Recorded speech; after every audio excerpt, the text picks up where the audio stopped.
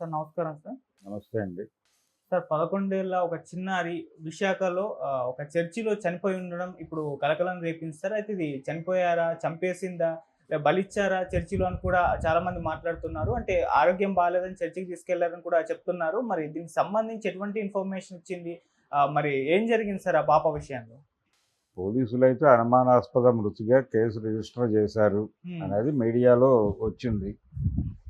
అయితే ఇక్కడ ఒక డౌట్ ఏంటంటే వాళ్ళు ఆ అమ్మాయికి దయ్యం పట్టింది అందుకని తీసుకొచ్చారు. ఆ దయ్యాన్ని వదిలించడానికి వాళ్ళు ఆ చర్చిని నమ్ముకుని తీసుకొచ్చారు. హ్మ్.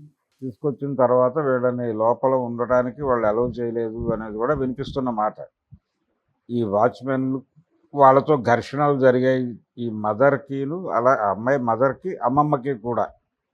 వాళ్ళిద్దరూ కలిసి సీరియస్‌గా ఈ అమ్మాయికి ఏదో జరిగింది, ఏదో పీడ పట్టింది, లేకపోతే గాలి సోకింది ఇలాంటి అభిప్రాయాలతో పట్టుకొచ్చారు ఆ అమ్మాయిని. దాన్ని వెళ్ళగొట్టే క్రమంలో ఆ అమ్మాయిని కొట్టుంటారనేది వినిపిస్తున్నటువంటి మాట. హ్మ్. వాళ్ళే కొట్టారా? లేకపోతే ఎవరినైనా ఒక ప్రొఫెషనల్ భూత వైద్యుడిని ఎవరినన్నా ఇన్వాల్వ్ చేసి వాళ్ళు కొట్టి పంపించే ప్రయత్నం చేసి కొట్టారా? ఆ అమ్మాయి బాడీ మీద గాయాలున్నాయని చెప్తున్నారు చూసినోళ్ళు. గాయాలున్నాయి కాబట్టి మ్యాక్సిమం కొట్టడానికి అవకాశం ఉంది. దయ్యాన్ని చంపేస్తున్నాం అనేటువంటి మూడ్‌లో దయ్యాన్ని చంపేస్తే పిల్ల బతుకుతుంది అనే ఉద్దేశంతో ఈ అమ్మాయి గొంతు నలిమి చంపేసి అయ్యో అనుకునే సందర్భాలు కూడా ఉంటాయి ఇలాంటి మూడ్‌లో. అంటే హ్మ్. అదొక రకమైనటువంటి ఉన్మాదమే. వాళ్ళకి దయ్యం పట్టింది ఆ విషయం వాళ్ళకి తెలియట్లే. వాళ్ళకి గాలి సోకి ఈ పిల్లకి గాలి సోకిందని చెప్పి తీసుకొచ్చి అలా ఆ చర్చి ముంగిట చంపేసి తద్వారా ఇప్పుడు అందరికీ చుట్టుకుంది అది. చర్చికి కూడా కరెక్ట్ అయింది వ్యవహారం. వాళ్ళ రోల్ ఏమైనా ఉందా అనేది కూడా పరిశీలించాలి ఇప్పుడు. ఇలాంటి ట్రీట్మెంట్స్ ఇవ్వడానికి అక్కడ ఏదైనా ప్రోగ్రామ్ ఉందా? కొన్ని గుళ్ళల్లో ఉంటుంది. కొన్ని చోట్ల చేస్తారు కూడా. అలాంటిది ఏదైనా నమ్మి ఏదో నమ్మకం లేకుండా అక్కడికి రారు వాళ్ళు. ఇంతకుముందు ఏవో జరిగిన అనుభవాలు ఎవరి దగ్గర నుంచో విన్నవో అలాంటివే డ్రైవ్ చేస్తాయి. హ్మ్. అట్లా డ్రైవ్ అయ్యి వచ్చారు వాళ్ళు. తీరా అక్కడికి వచ్చిన తర్వాత ఏదో ఘర్షణ అయింది వాళ్ళకి. ఈ అమ్మాయికి మరి వాళ్ళు ట్రీట్మెంట్ చేశారా? వీళ్ళే ఓన్ ట్రీట్మెంట్ అక్కడ చేశారా? ఈ ప్రస్తుతానికైతే వీళ్ళు కొట్టారు అనేది బయటకొచ్చింది. వీళ్ళ మీదే డౌట్లు చెప్తున్నారు. హ్మ్. ఎవరి మీద? ఎవరైతే అక్కడ తీసుకొచ్చారు తల్లి, అమ్మమ్మ మీద. ఫాదర్ నాకు చెప్పకుండా తీసుకెళ్ళిపోయారు మా అమ్మాయిని అంటున్నాడు. హ్మ్. ఈ పట్టుకెళ్ళి అక్కడ ఏదో ఒకటి చేసి దయ్యం వదిలించే ప్రయత్నం ఇవ్వదు. ఇంటెన్షన్ తప్పని నేను అనను. కానీ వాళ్ళు అనుసరించినటువంటి మెథడ్ తప్పు. పైగా కడుపు తీపి ఉంటుంది కదా ఏదో మేరకు అయ్యో అనుకునే పరిస్థితి కూడా లేనంతగా ఆ దయ్యం వదిలించాలి అనే తపన పెరిగిపోయింది వీళ్ళకి ఆ స్థాయికి. ఆ పెరిగిపోవడం చేత ఏం చేస్తున్నామో తెలియని ఒక ఉన్మాద స్థితికి వెళ్ళిపోయి చేసిన పని అది. అందుకని ఒకవేళ వీళ్ళ కళ్ళ ముందే జరిగి ఉంటుంది అవతల వాళ్ళు ఇంకెవరైనా ఇన్వాల్వ్ అయి చేసినా దాన్ని కూడా యాక్సెప్ట్ చేసే లెవెల్కి వీళ్ళు అమ్మాయిని కాపాడాలి అనేటువంటి కోరిక ఆ లెవెల్కి వెళ్ళిపోయింది అనుకోవాలి. అలాగని పాజిటివ్గా చూడక్కర్లేదు. ఖచ్చితంగా ఇలాంటి వాళ్ళని అరెస్ట్ చేసి కేసులు పెట్టి కొంచెం ట్రీట్మెంట్ ఇస్తే తప్ప కౌన్సిలింగ్ ఇవ్వాలి. ఎందుకు అలా నమ్ముతున్నారు? ఎందుకలా అంటే ఈ అమ్మాయికి బహుశా ఎగ్జామ్స్లో పెర్ఫార్మెన్స్ బాగోకపోవడం ఇలాంటివేవో జరిగి ఉంటాయి.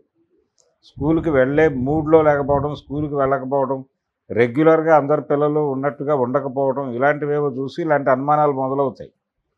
కానీ దానికి రూట్స్ ఏంటి అనేది వాళ్ళు ఏమి ఆలోచిస్తున్నారు? ఎందుకని వెళ్ళటం లేదు స్కూల్కి? లేకపోతే వీళ్ళు అనుకున్నట్టుగా వాళ్ళు జీవించడం లేదు అనిపిస్తే ప్రెజర్ పెడతారు తల్లిదండ్రులు. జనరల్గా పిల్లలకి తల్లిదండ్రులకి గొడవ జరిగేది అక్కడే. వీళ్ళకి కొన్ని అభిప్రాయాలు ఉంటాయనే విషయాన్ని కూడా వాళ్ళు పట్టించుకోరు. ఈ అభిప్రాయాలు వినటానికి కూడా సిద్ధపడరు. తాము చెప్పింది వినటం కోసమే వాళ్ళు ఉన్నారని వీళ్ళు అనుకుంటారు. అనుకుని ఈ బిహేవియర్ ఈ బుల్డోజింగ్ వలన సఫర్ అవుతారు వాళ్ళు. హ్మ్. సఫకేట్ అవుతారు.